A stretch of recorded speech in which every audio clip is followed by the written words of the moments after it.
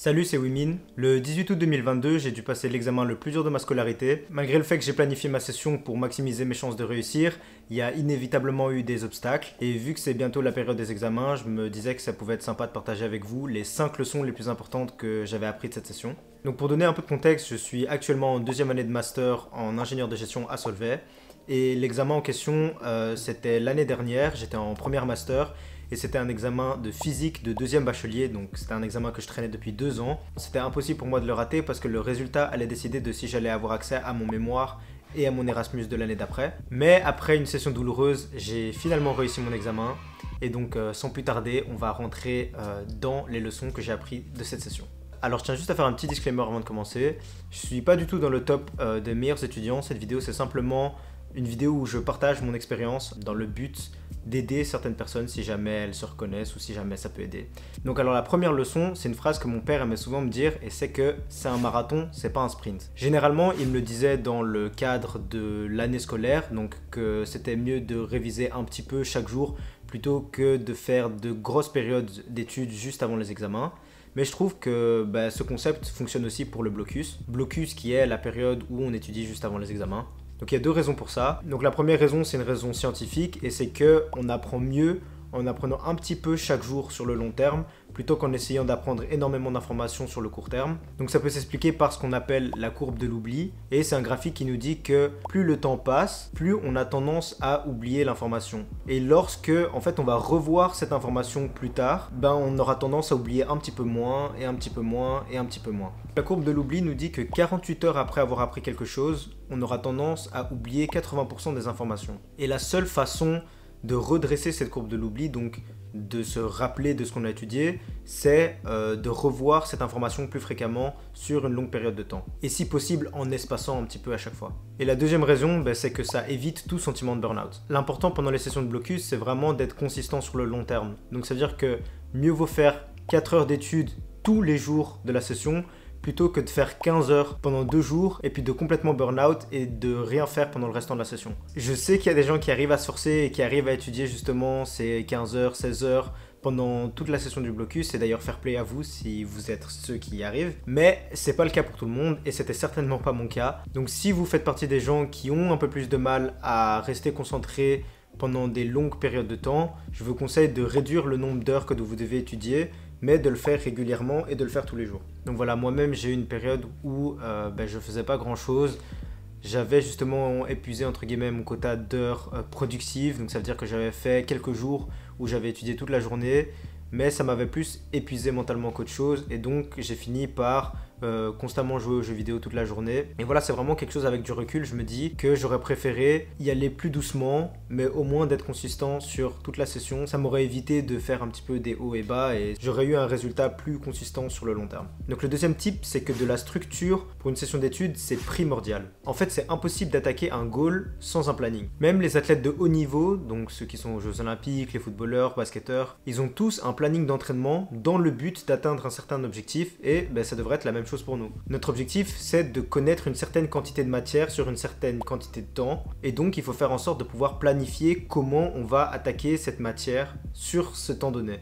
Alors pour ça, du coup, il va falloir planifier en termes de matière et en termes de temps. Donc en termes de matière, il va falloir définir le sujet, savoir de quoi ça parle. Ça, c'est quelque chose que j'ai vraiment appliqué pour mon examen. Je voulais être sûr de savoir ce que j'étudiais. Et donc si je devais vous donner le conseil, moi je consacrerais une partie de mon temps à cette partie, donc la partie de définition de matière, plutôt que de me lancer directement dans la matière.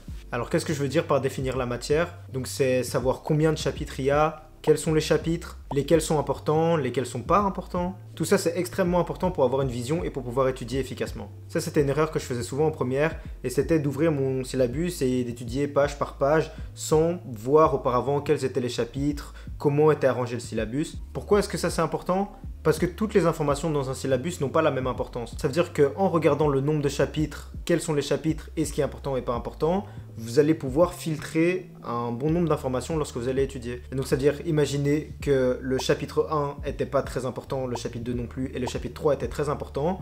mais lorsque vous allez étudier, vous allez d'office passer plus de temps à faire le chapitre 3 que les 2 autres chapitres. Mais si vous avez directement commencé à étudier sans avoir pris la peine de regarder quel chapitre était important, quels étaient les chapitres, etc., ben vous aurez peut-être passé autant de temps sur le chapitre 1 et 2 que sur le chapitre 3 et ça aurait juste été une perte de temps. En fait, ça découle un peu de la loi de Pareto, qui est une loi qui dit que 20% de nos efforts vont produire 80% des résultats. Il y a toujours des activités qui vont produire plus de résultats que d'autres. Et donc, c'est à nous de justement identifier quelles sont ces activités. Dans mon cas, pour mon examen de physique, c'était tout ce qui était travaux pratiques et les anciens examens. Parce que justement, faire ces exercices et ces anciens examens permettait d'avoir une image réaliste de ce que j'allais avoir à mon propre examen et permettait de structurer ma résolution d'exercice et d'avoir une résolution similaire à ce que le prof attendait. Donc voilà, cherchez vraiment quel est le 20% pour vous. Est-ce que c'est des anciens examens ? Est-ce que c'est des travaux pratiques? Est-ce que c'est des définitions clés qui reviennent dans plusieurs chapitres? Trouvez ce 20% qui a un impact sur le 80% des résultats et vous verrez que vous aurez une meilleure rentabilité sur votre temps d'études. Ok, maintenant qu'on a planifié la matière, il est temps de la planifier en termes de temps. Vu qu'on a analysé juste avant le nombre de chapitres qu'il y avait, quels sont les chapitres les plus importants, on sait combien de temps on doit attribuer à quel chapitre, et donc on peut le rentrer en termes de temps d'études dans des applications comme Google Calendar, ou même en termes de tâches à effectuer dans Todoist. J'ai fait une vidéo de comment j'utilisais Google Calendar et Todoist dans une vidéo précédente que je mettrai dans les annotations si jamais ça vous intéresse. Mais donc moi, ces applications m'ont permis de structurer ma session d'études et la façon dont j'allais attaquer mon examen de physique. Je vais aussi vous mettre en lien une autre vidéo que j'ai vue sur comment mieux absorber les syllabus et il explique justement cette méthode de délimiter quels sont les sujets à apprendre. Bref, je ne vais pas parler pour lui, si vous voulez la regarder, la vidéo est dans les annotations ou bien dans la description. Ok, la troisième leçon que j'ai appris, c'est de se lever du premier coup. Cette leçon-là, c'est vraiment la leçon qui a eu le plus d'impact sur ma session et c'est celle que j'appliquerai sur toutes mes prochaines sessions si je voulais être productif. J'ai parlé dans ma vidéo sur les douches froides de l'importance de donner le ton pour la journée. Et une des meilleures façons justement de donner ce ton, c'est de se réveiller du premier coup. Et je sais que je l'ai déjà dit, mais les jours où je me rendormais, où je prenais mon téléphone pour scroller sur les réseaux sociaux pendant des heures dans mon lit, c'était sans exception tous les jours où j'étais les moins productifs. Et c'était pas très difficile à identifier. Et ces jours-là, c'était souvent, je mets mon alarme à 7 heures, il sonne, je l'éteins par réflexe, je me rendors, je me réveille entre 10h et midi, je me sens comme une merde pour avoir gaspillé la moitié de ma journée en me disant « Oh mais la quantité de travail que j'aurais pu faire pendant ces 3-4 heures !» Et puis je sais pas pourquoi, je prends mon téléphone et je continue à gaspiller du temps en regardant des vidéos YouTube pendant encore quelques heures. C'est tout le temps la même chose. Quand j'arrive pas à me lever du premier coup à la première alarme, c'est le fait d'avoir déjà en fait cette première défaite mentale, de s'être mis comme objectif de se réveiller à une certaine heure et de pas avoir réussi et d'avoir toute sa journée décalée. Forcément le ton de la journée c'est que tu vas avoir une journée décalée, une journée où tu vas rater tout ce que tu vas faire. C'est hyper drastique que je suis en train de dire. Mais du coup les jours où je me force à me réveiller à la première alarme et à garder mon téléphone loin de moi, les journées sont complètement différentes et c'est tout le temps les jours où je finis par travailler le plus. Parce que directement, dès que je me réveille, soit je prends ma douche, soit je commence à travailler. Et ça veut dire qu'avant midi, j'ai déjà une bonne quantité de travail fait. Et donc ça fait vraiment un effet boule de neige parce que c'est beaucoup plus facile pour moi de me dire que vu que j'ai bien entamé ma journée, je peux bien la finir et donc je finis par être productif aussi l'après-midi et j'ai une journée productive en général. La quatrième leçon, c'est de juste se lancer quand on n'y arrive pas. Ça arrive de procrastiner. Il y a des moments où on doute, il y a des moments où on n'est pas sûr de nous, où on n'a pas forcément envie de travailler. Moi, mon pire vice pendant cette session d'examen, c'était League of Legends. Quand j'avais des doutes de si je pouvais réussir l'examen et que ça devenait trop pour moi, je me tournais directement vers le jeu pour éviter de travailler. Et je suis resté un bon moment coincé à jouer ce jeu pour éviter d'étudier. Putain, mais ce jeu de merde, mais vraiment ce jeu de merde. Et je suis même arrivé au point où il a fallu que je désinstalle le jeu pour pouvoir enfin commencer à étudier. Mais voilà, à ma grande surprise, en fait, ça n'a pas du tout aidé. Parce qu'en fait, ce qu'il faut comprendre, c'est que la procrastination, c'est pas lié à une application en particulier, c'est juste un sentiment de vouloir éviter quelque chose. Et donc, en désinstallant le jeu, j'ai juste fini par passer plus de temps à regarder des vidéos YouTube et à faire d'autres trucs pour éviter de travailler. Donc voilà, à un moment, il faut arrêter de désinstaller 10 000 trucs. Il faut juste reconnaître que ce qu'on fait, c'est de la procrastination. Que je passe mon temps sur Instagram, pas parce que j'ai envie de regarder des réels, mais juste parce que j'essaye d'éviter d'étudier. Et donc, une fois qu'on reconnaît ce problème, bah ça devient beaucoup plus facile de trouver une solution. Et donc je dirais qu'un des moyens les plus faciles d'attaquer cette procrastination, c'est juste de trouver un moyen de se lancer. Donc la plupart du temps, les gens procrastinent parce que la tâche semble tellement grande, tellement impossible à attaquer que ça fait juste peur et on se tourne vers la tâche la plus facile par défaut. Et donc moi, ce qui m'a aidé, c'est de déconstruire en fait cette grande tâche qui peut faire peur, donc réussir un examen de physique en pleine petite tâche, donc comme étudier le chapitre 1, étudier le chapitre 2. Et même si étudier le chapitre 1 c'était encore trop grand que pour me lancer, bah alors je le décomposais encore en plus petites tâches comme juste me lever, me poser devant mon bureau et ouvrir le syllabus, et rien d'autre. Et en fait ce que vous allez remarquer c'est que souvent la motivation suit l'action. Donc on se dit souvent oui mais là je me sens pas motivé donc je vais pas me mettre devant mon bureau.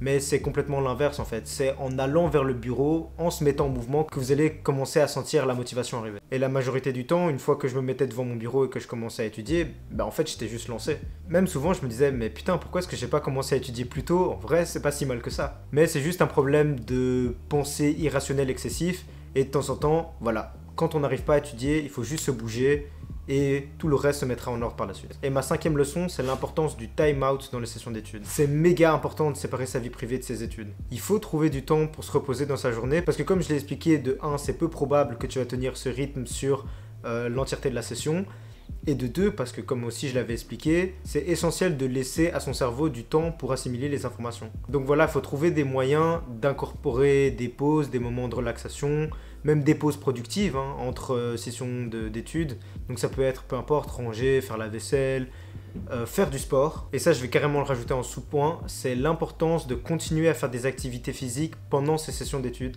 même si on a l'impression que ça prend énormément de temps. Il y a un grand nombre de recherches sur l'impact des activités physiques sur le mental. C'est prouvé, démontré scientifiquement que plus on est actif physiquement, au mieux sont nos capacités mentales. Et donc moi, j'ai commencé à aller sérieusement au Basic Fit pendant ma session d'examen de décembre et je me rappelle que les gens me prenaient pour un fou. Ils me disaient « Mais t'es fou, comment est-ce que tu peux étudier pendant les sessions d'examen? Il faut que tu te concentres sur tes études. Tu peux pas faire énormément de choses en même temps. Moi, je pourrais pas faire du sport, il faut que j'étudie, j'ai pas le temps pour faire du sport. » Et donc comme j'ai expliqué, il faut de toute façon laisser à son cerveau le temps d'assimiler et de faire les connexions. Et pour ça, je vais utiliser une analogie que j'ai entendue que j'aime beaucoup, et c'est l'analogie du libraire. Notre cerveau, c'est un petit libraire. Lorsqu'on étudie, c'est juste le libraire qui va prendre les livres et qui va commencer à apprendre. Mais lorsqu'on se repose, c'est lui qui range les livres aux bons endroits et qui les catégorise comme il faut pour que lorsqu'on a besoin de retrouver cette information, on sache exactement où elle est. Et donc si on apprend constamment mais qu'on ne laisse pas le temps au libraire de ranger les livres, au final ça ne nous sert à rien parce qu'on ne sait pas retrouver les informations de toute façon. Et c'est pour ça que c'est tellement déconseillé de faire des nuits blanches avant les examens, même si je sais qu'il y a certaines personnes pour qui ça fonctionne. Lorsqu'on fait des nuits blanches, le libraire n'a pas le temps de ranger les informations aux bons endroits. Et c'est pour ça que de temps en temps, même après avoir étudié 8 heures d'affilée, en nuit blanche, on se retrouve devant l'examen et on a juste la tête vide, on ne sait pas quoi penser, on a l'impression d'avoir rien appris et c'est juste parce que le libraire n'a pas eu le temps de ranger les informations là où il fallait et donc on ne sait plus aller rechercher l'information. Donc je divague un peu de pourquoi j'expliquais que j'allais au Basic Fit, mais faire du sport du coup non seulement ça améliore tes compétences sportives, ça laisse à ton cerveau le temps de se reposer et faire les connexions et ça améliore aussi, comme je l'avais expliqué, tes performances mentales. Du coup c'est un win-win-win. Et moi, je conseille à toutes les personnes qui regardent cette vidéo de faire n'importe quelle sorte d'activité physique pendant les sessions d'examen. Vous verrez que vous vous sentirez beaucoup mieux lorsque vous étudiez. Même si je sais que ça paraît difficile parce qu'on a l'impression qu'on gaspille beaucoup de temps. Ouvrez votre téléphone et regardez le nombre de temps que vous passez sur votre téléphone. Si vous avez minimum 1 heure de temps d'écran, bah voilà, vous avez trouvé votre temps de sport. Et je peux vous garantir que vous vous sentirez toujours mieux lorsque vous incorporez des sessions de sport dans vos sessions d'études que lorsque vous faites uniquement qu'étudier pendant toute la session. Bon voilà, j'espère que ces 5 leçons pourront potentiellement vous aider à passer une session plus productive. C'est possible que j'ai pas été extrêmement clair sur tous les points ou que je me sois mal exprimé, donc vraiment n'hésitez pas à me poser des questions dans les commentaires si jamais il y a quelque chose que vous n'avez pas compris ou quelque chose que je pourrais mieux expliquer. Et on se retrouve très bientôt pour une prochaine vidéo. Ciao ciao.